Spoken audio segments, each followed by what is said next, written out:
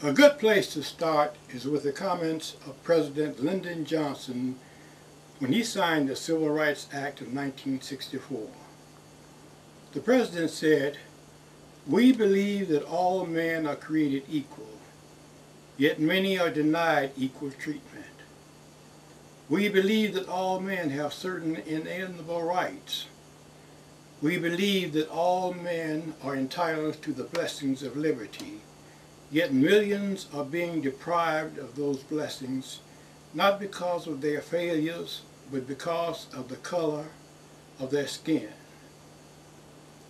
The President went on to say, "The reasons are deeply embedded in history and tradition and the nature of man for this condition. We understand that without rancor or hatred, and how all this happens. But we cannot continue this. Our Constitution, the foundation of our Republic, forbids it. The principles of our freedom forbid it. Morality forbids it. And the law that I sign here tonight forbids it." Unquote. When the President saw the shortcomings of the Civil Rights Act alone for curing the racial problems of this country, he issued Executive Order 11246 to complement the Civil Rights Act to get the job done. That complement came to be known as Affirmative Action.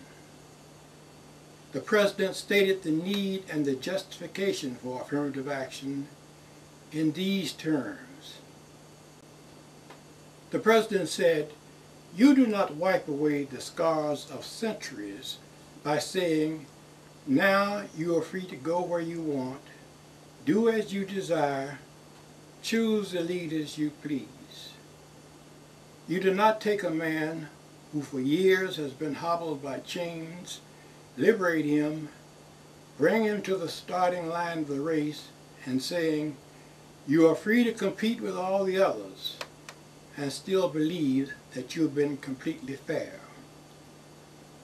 This affirmative action is the next and the most profound stage of the battle for civil rights. Unquote.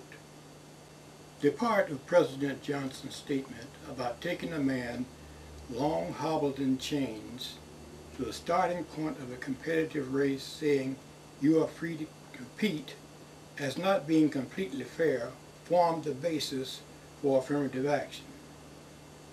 In his prediction that affirmative action would be the most profound stage of the battle for civil rights was more predictive than he could have dreamed of.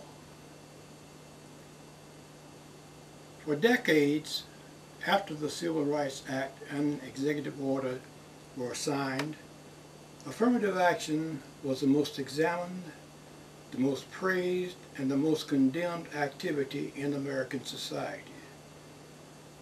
This was not unexpected, given the nation's long history of slavery, Jim Crow, discrimination, and racism. But the brutality with which it was condemned questioned whether Americans were accepting Johnson's advice on being completely fair. All of the examinations by the Congress, by the courts, the city and county councils, organization administrations, and the mass media focused on affirmative action as a minority's problem. This kept the examiners from seeing and considering the total picture of what was happening in the distribution of the country's scarce resources, the old who gets what bugaboo. By zeroing in on the minority's small share of the goodies, the examiners were able to marginalize the claims of blacks and treat those claims as if they were a separate system within itself, unrelated to the rest of the American pie. This permitted them to raise all kinds of objections to the small affirmative action slice without scrutinizing the huge slices they reserved for themselves.